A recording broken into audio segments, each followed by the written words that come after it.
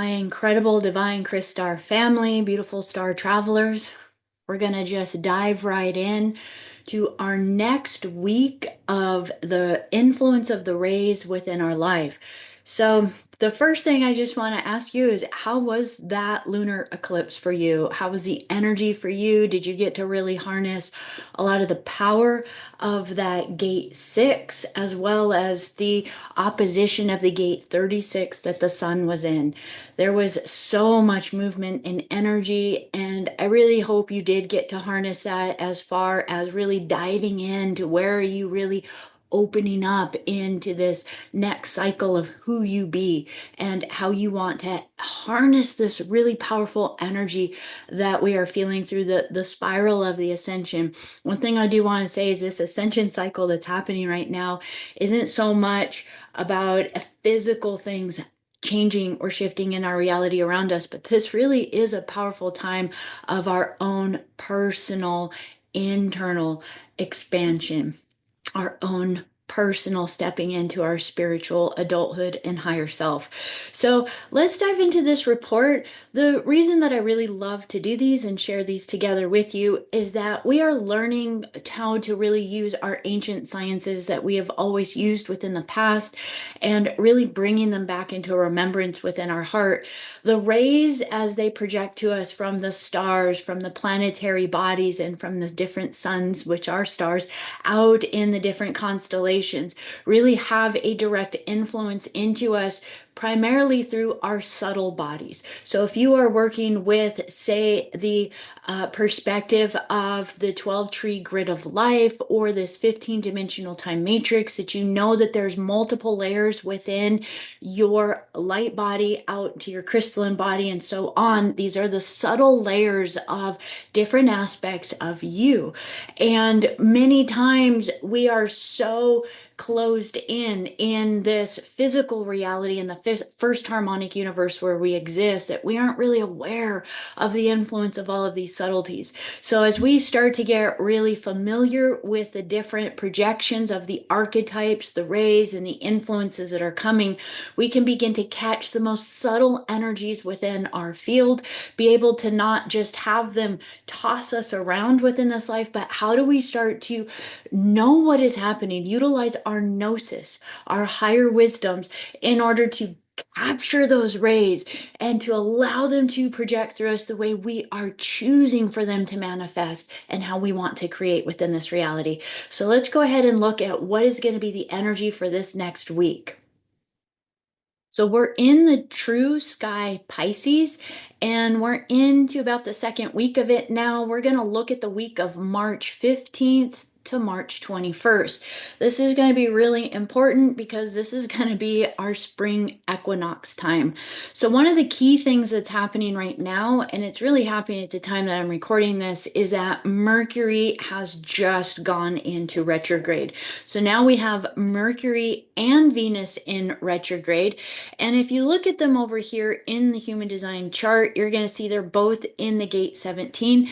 This is going to be really, really key for us because we're going to see that there's actually an asteroid, and I am going to be adding some asteroids within this report so we can look at this energy, is also the energy of Psyche. Psyche is really quite powerful because this is where we start to really awaken our empathic, a lot of our psychic and intuitive gifts and abilities.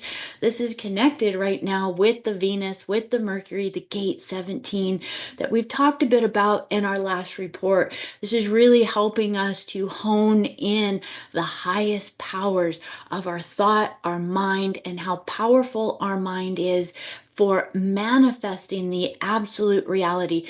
Just think of all the different people that do so many presentations and teachings on the power of the mind, utilizing the mind to manifest, that this is going to be a really key theme for this energy for us. So as we look at this, I just want to kind of tap into what are some of the gates and the energies that we're going to have within this particular next week.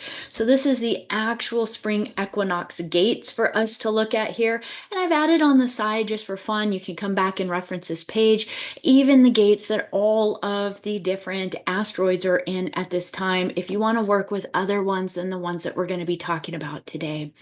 So we're going to really focus in on the gate 25, but we're still very, very, very much influenced by the gate 36.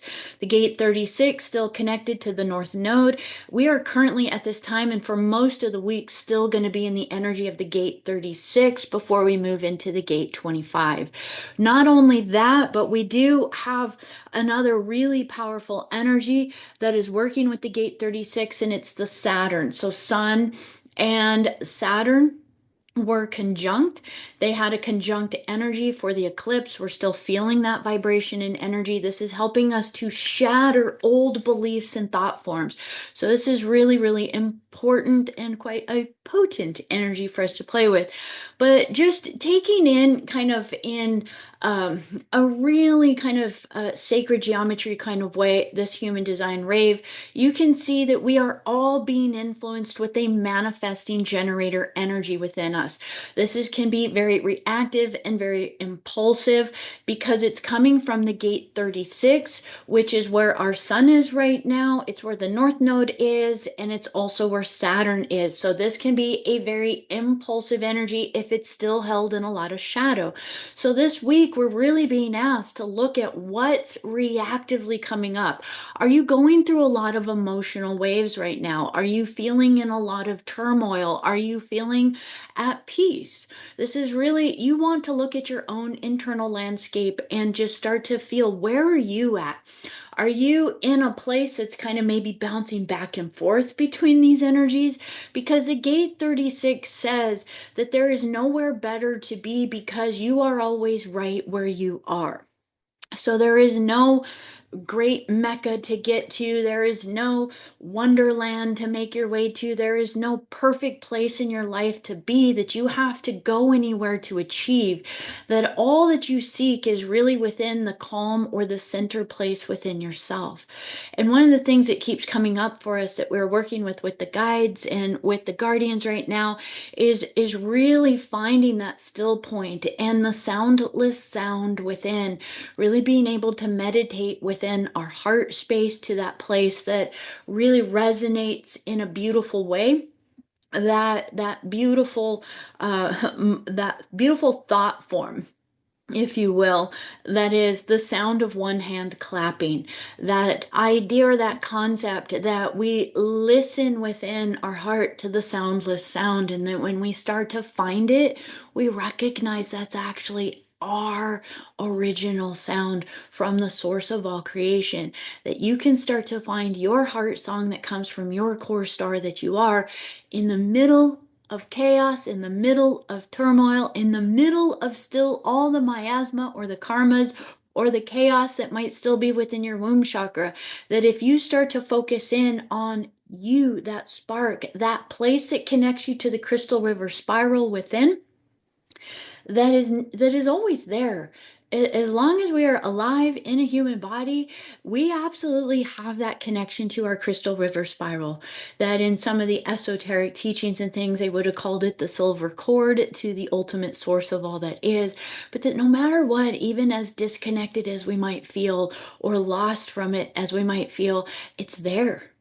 Our job is just to really find it. That's the really the energy of the gate 36 it's offering us. And so as we look at this, we want to recognize this manifesting generator energy is being created through that channel, that is the channel transitoriness. So it's a channel of movement. It also has a gift of wanting to travel to speak. It is a Christ channel, and it's connected through Jupiter. Jupiter is in the gate 35. So just kind of keep that in mind, because Jupiter is a very a big energy, and the gate 35 is miracles. It's about the energy of miracles. It's about the energy of creating your own portals. I think I've mentioned many times doing these reports that when you look at it, Richard Rudd uses the term in there for the Gate 35, miracles and wormholes. Well, through through our ascension mechanics, we know that wormholes are not actually good, so we just kind of shift the name. It's just basically wormholes being a term for a portal, a doorway, a stargate, a gateway. That the miracle is that you don't need to go find that magical stargate anywhere. It's that you actually access it and create it within yourself, that you are already existing outside of the first harmonic universe. And it's about connecting to that and starting to live your life, not based on the physics of this reality, but really recognizing the true source manifestation fields in all creation simultaneously. So this is a tricky energy for us to work with. Remember, it's a manifesting generator energy. This is very quick, it's impulsive, it can be reactive, but we want to calm it down. We don't want our emotions to be impulsing us through this week and through this time as these gates kind of hold a position within here. So let's dive into all the different things that are going in. Again, this is going to be for the week of March 15th to the 21st. And as we look at this, this is going to be from Sunday, moving us in to next Friday. So we have in this week the spring equinox. Depending on where you are on the planet, it'll either be on March 20th or March 21st. Now, I want to just touch on a few things. I've added the 14th all the way to the 22nd on here so we can see these two energies that are kind of sandwiching this week that we're looking at. And that is, again, the 14th is the Mercury retrograde starting. So we have Mercury retrograde that's really starting off this energy as we're moving in to the spring equinox time. We are going to have the sun in a full conjunction with the North Node moving in on the 17th. The 17th is a big deal, March 17th. It's a date that's known for really everyone that might celebrate, say, St. Patrick's Day, that vibration and that energy. So just kind of knowing that holiday will be within there in whatever way, if you do or don't celebrate that or understand that energy, but just know that it does amplify a collective vibration into the earth plane and field. For when anybody's celebrating a holiday in any place, it amplifies a vibration in the collective field. So just being mindful of that increase of energy. We're still going to have the sun, North Node, and the Saturn energy all in those gates of the gate 36. So it's going to be a time for us to be very aware of a lot of impulsiveness within the collective field. So just being mindful, especially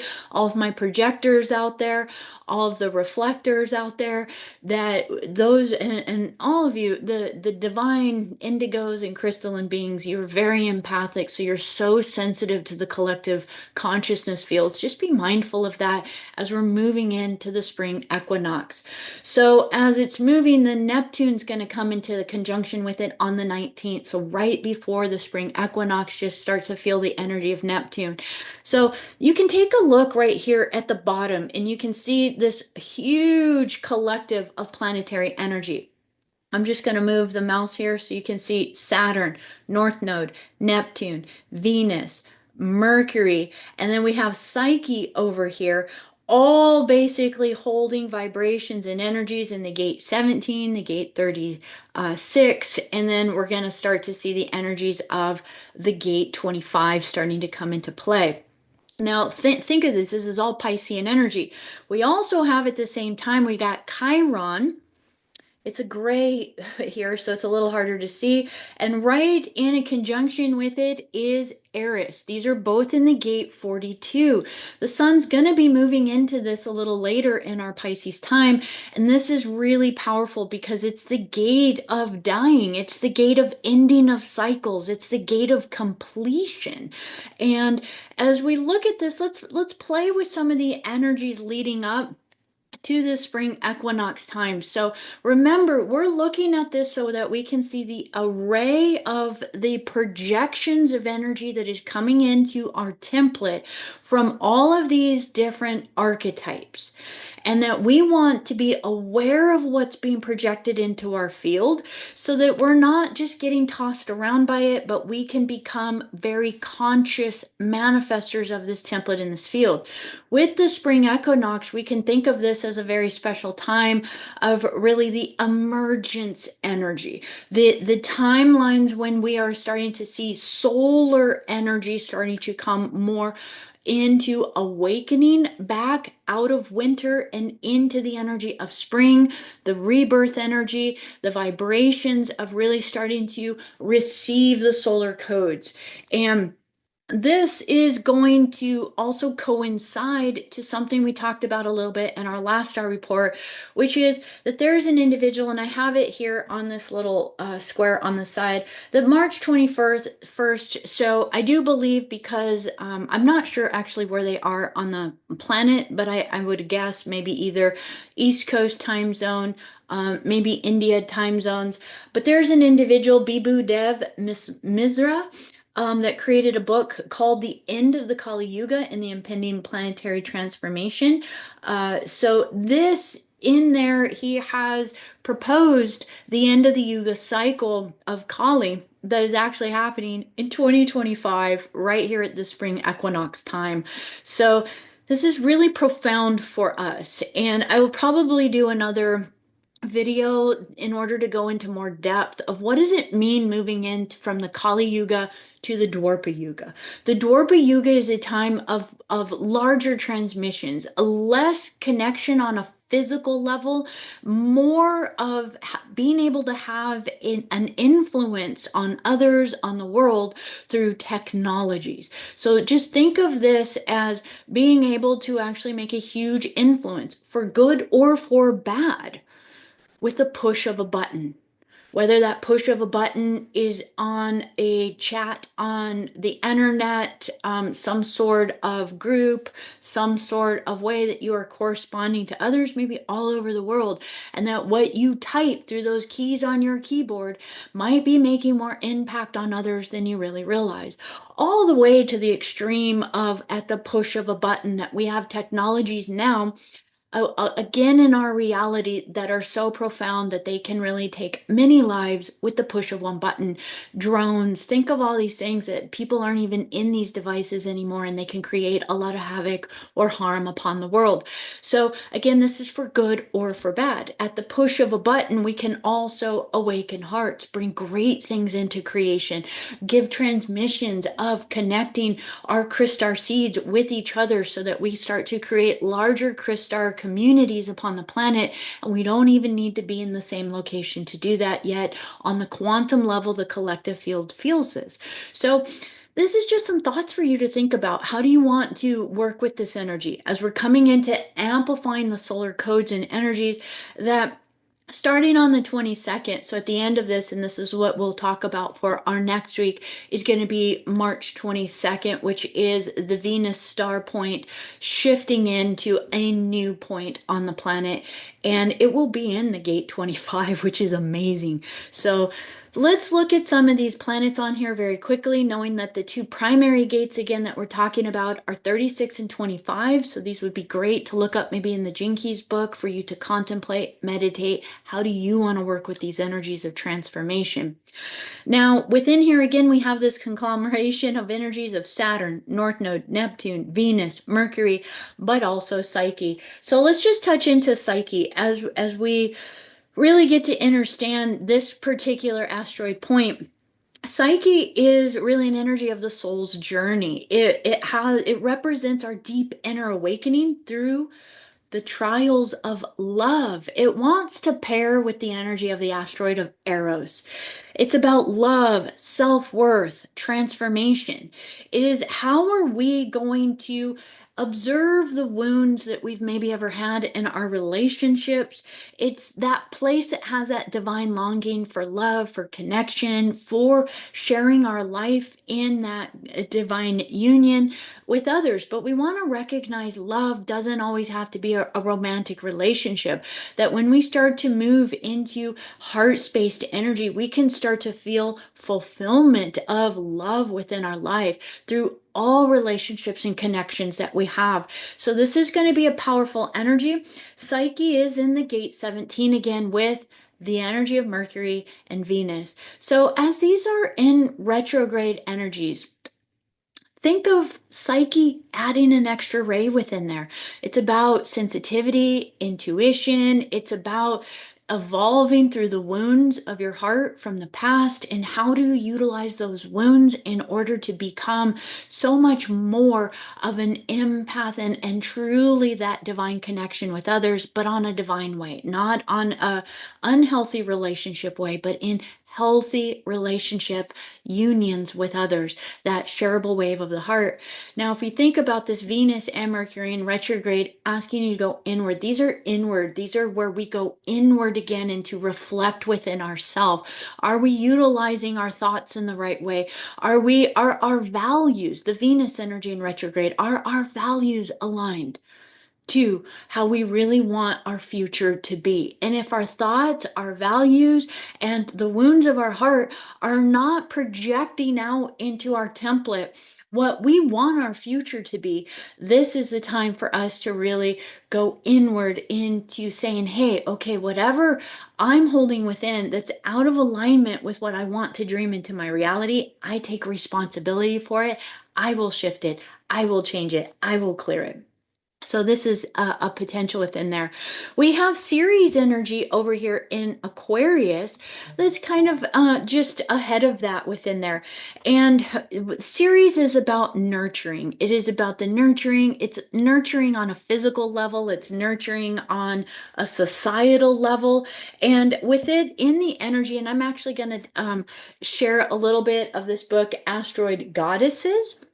This is by Demetra George and Douglas Bloch.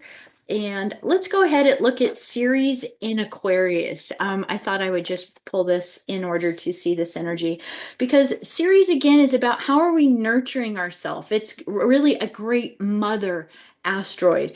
It's so connected with the not only the food that we eat, how we actually support our physical form and our physical life within this lifetime, but how do we start to bridge that energy of feeling divinely provided for and cared for, so that we don't have to keep looking for external things outside of us to fill us. So this honestly series actually has a lot to do with many times overeating, looking to food for love, and these kinds of things. So Ceres in Aquarius. When the energy is here, this is about identifying nurturing within individuality. Ideally, the mothering experience fosters self-determination and a recognition of the rights of others. So nurturing is expressed through teaching others to accept their eccentricities as just being yourself, as who you are, even if they follow the beat of a different drummer. Self-acceptance can be gained through following one's own original and unique path. So, just take that in, as Ceres in Aquarius is going to be starting to amplify that we can start to recognize our own individuality within there. And it's in the gate 37, sorry, of friends and friendship. So think of that you can be nurtured as being your own unique self while you start to really collaborate. Let yourself shine with your friends, with your family. Don't hide yourself anymore, that you don't have to fit in, that you can be your own unique self within this energy. So this is a ray that's projecting into our field right now. Pallas Athena, even though it's up here, is kind of what we would think of as the out of bounds energy. From the ecliptic, but it is actually in an energy that's very close to what we would think of as a conjunction with the energy of Pluto. Pluto being in the gate 41 right now. Pallas Athena is in the gate 19, so it's a very sensitive energy. I'm going to go back to this book within here, because Pallas Athena is actually the warrior female. How do you really work with your wisdoms in your life? How do you step forward with those wisdoms as a divine warrior? So it's in the Capricorn energy, and Pallas Athena in Capricorn denotes structural perception. One sees through a comprehension of the structural foundation which supports form. As a healer, this expresses by healing through the skeleton, such as chiropractic, posture therapy, Rolfing, deep tissue massage, these kinds of things. So it's a very strong energy representing the ability to formulate precise structures or molds into which raw creative energy can coalesce. Oh, this is amazing, right, you guys? So Pallas Athena within the Capricorn energy, a very warrior energy, Pluto really amplifying gate 41 of really giving us what are your fantasies, your dreams. But remember, 41 is about foundational steps, realistic steps that we can start to take to manifest our dream. That we might have these massive dreams in our life, but unless you start to take steps towards it, you're never just going to magically manifest these big dreams. They take effort. We live in a reality of polarity where we have to physically put into motion what we want to manifest in this reality. So if there is something you want to create, it's just sometimes those basic first steps where it might feel like weeks go by and you don't feel a difference yet. But that when you persist, the next thing you know, a year has gone by and you are seeing the fruition and the results of these dreams. Pallas Athena is giving us an extra added ray in there of starting to move forward. And the sensitivity, which we talked about in the energy of Aquarius, what that was holding this gate 19 energy of sensitivity, being sensitive to really the integrity within our heart. And if a vibration doesn't align to your Christ star heart, get away from it. Don't let it taint another moment of your projection of your rays, that you can actually move forward in this time by making the choice to step away immediately from what doesn't serve you, so that you can have 100% focus on what you do choose to dream within this reality. So just some other rays that are on here and that we can work with. Remember, Jupiter is that other point that is creating the vibration that is connected to the energy of Saturn, the North Node, and Sun in the gate 36. Jupiter's over here, way over on the left, in the vibration of that gate 35. Well, interesting, in this Taurus energy, you also have Uranus, which is conjunct Algol right now. So it's an energy we want to be very mindful of. Algol says it's instant karma. You could almost think of it. It says, man, be really integral with your soul's purpose in this lifetime. Jupiter again in the gate 35, that is saying, hey, when you are in that flow, that 0 point field, you can manifest what you really are tapped into in the source fields. Jupiter's in a field that says, man, now if you're doing breath work, if you're doing your mantras, if you're doing the womb mantras and the womb chakra healing process and these things, don't worry about all the things in your thought. Go straight into feeling that 0 point field, that bliss place, that place that taps you into the zone, and just sit with that. Nothing else is more important than that to this Jupiter energy right now. And we have Sedna that's kind of in between there. Sedna's in the vibration of the gate 20, which is the gate of the now. It actually has a beautiful vibration within that says, when you be in that still point, Sedna's that energy of the deep buried energies within. It is really about deep karmic transformation and reclaiming our lost powers that have maybe been buried at the bottom of the ocean. And so when it starts to rise again, it might bring forward the past life energies and things in our soul fields and records where we have felt betrayed, where we have felt as though we've had to survive, or the need for survival and these kinds of things. And where can we begin to just let that go from our field, so that we can begin to fully and completely, start to let our powers come forward again from the depths within us. It's beautiful. So that's projecting into our field right now too at this spring equinox time. Two more I just want to point out. We did mention Eris, that is actually in the same gate of 42 with Chiron. Eris is a very powerful goddess energy of revealing hidden truths. So, one of the things that I would say with the gate 42, with this gate of cycles, of endings, of death and dying, and these cycles of the eternal soul, the hidden truths that have been buried away is us really having that remembrance that we are eternal, that we don't die. It's a just transformation from form to form to form to form, reality to reality, reality to reality, that every time we die into one world, we awaken into another, but that we have to have absolute integrity and respect for the every single lifetime that we are in, and we don't ever want to end one life cycle because we think we want to hurry up and get to another one.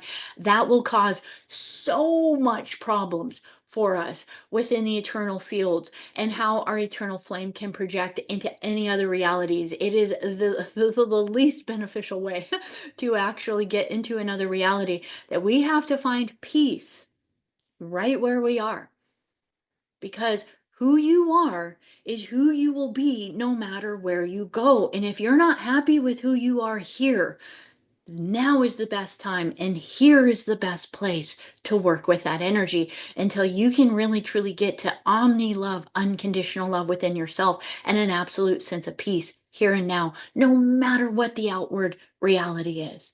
And Hygeia is really going to be amplifying this vibration of really holistic well-being. It's kind of a gate of health, purification, holistic energies. It's both energetic and physical. It's in the energy of Aries, and Hygeia is in the gate 24. So this is really a great foundational energy that we can work with.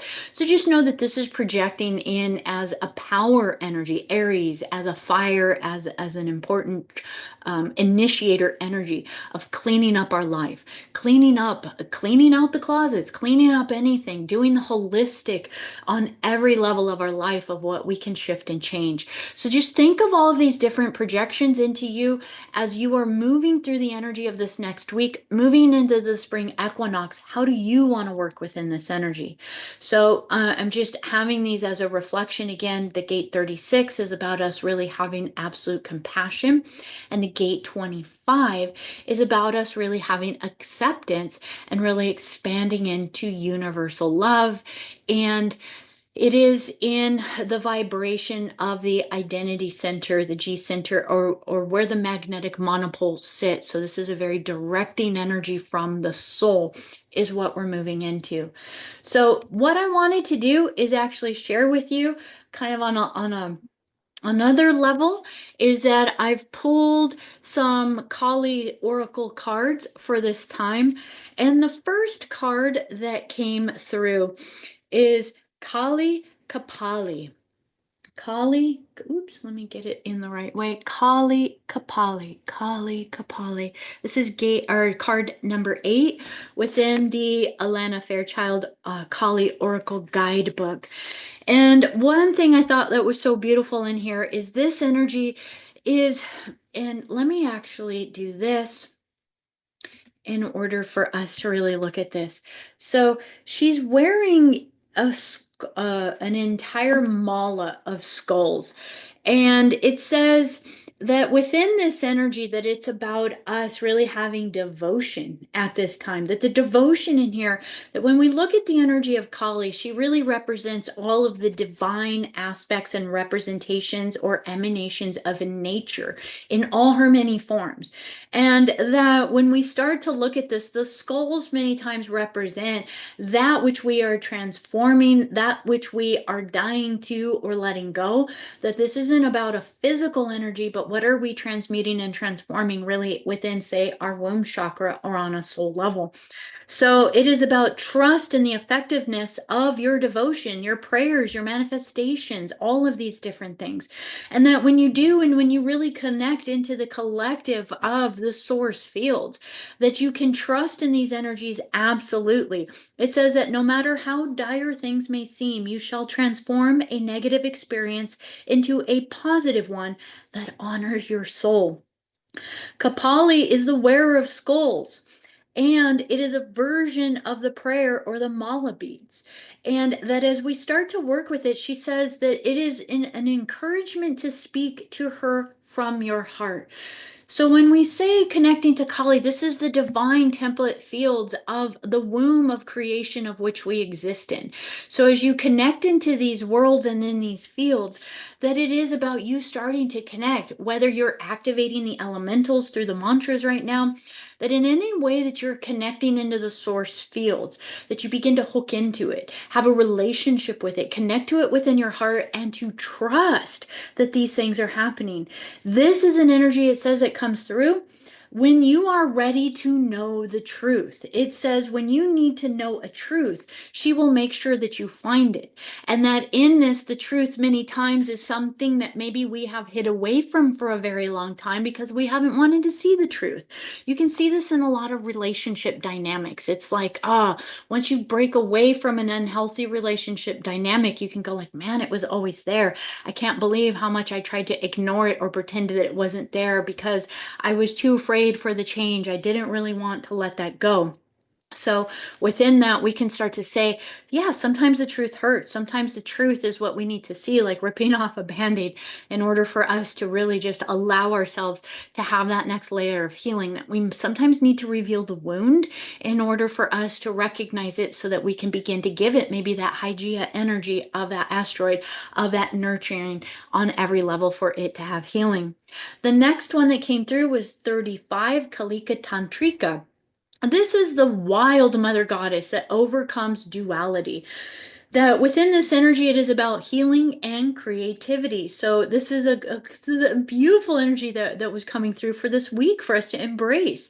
Overcoming duality and starting to embrace healing and creativity. We can see this through everything we've been looking at through the rays of the planetary bodies and the asteroids.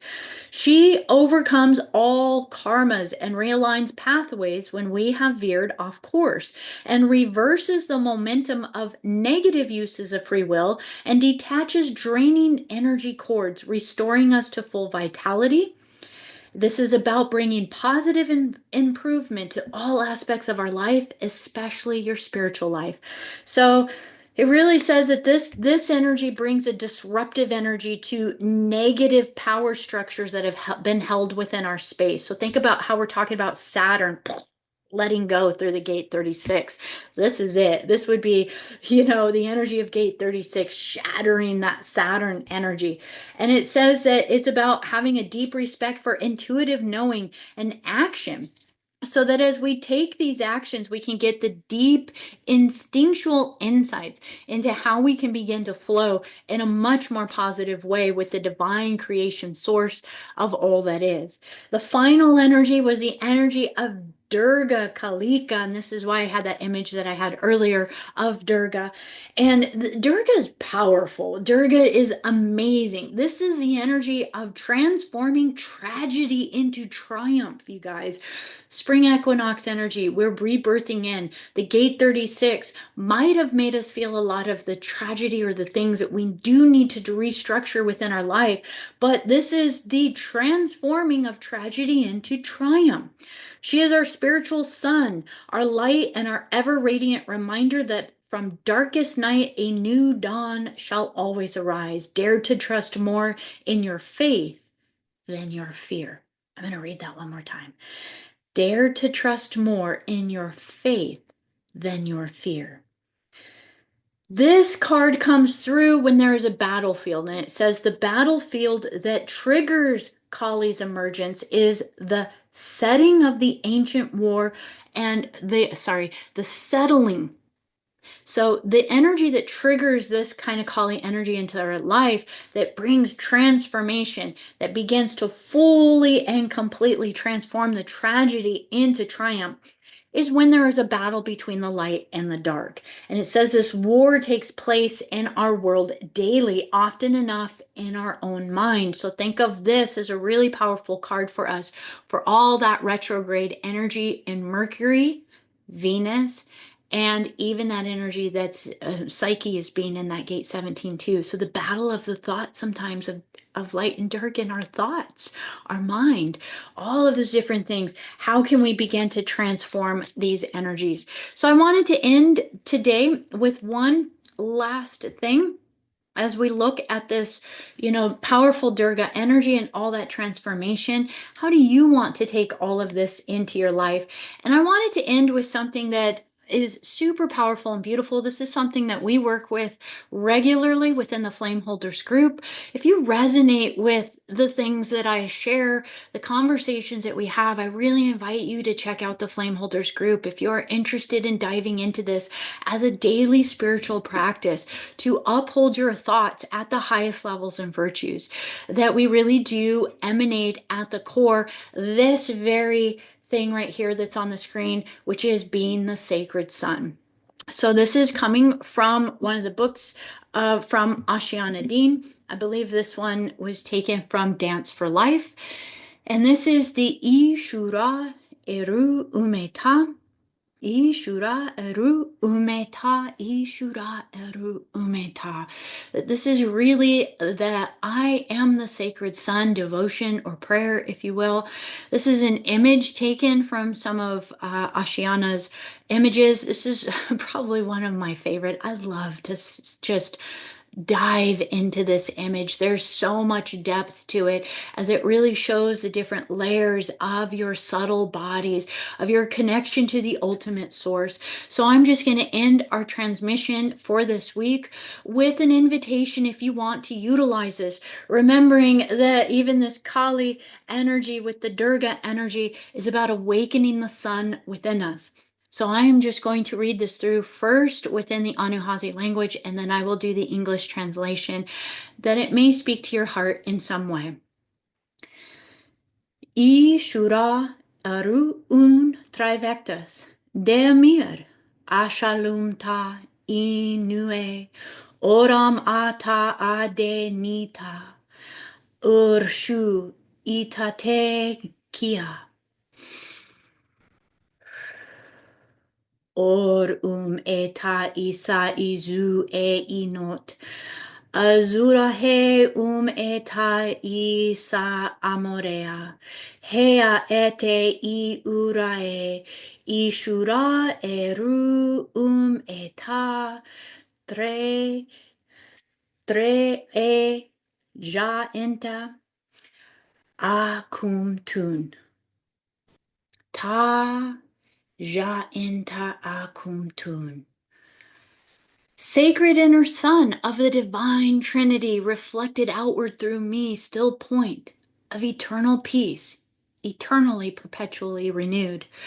Light divine, now be empowered, strong, and embodied in full expression. Reassuring, comforting, and sustaining, come forth in being fully unto me in this place and time. The light, this I be, always and forever radiant glowing, the eternal divine flame, this I be, always and forever divine love.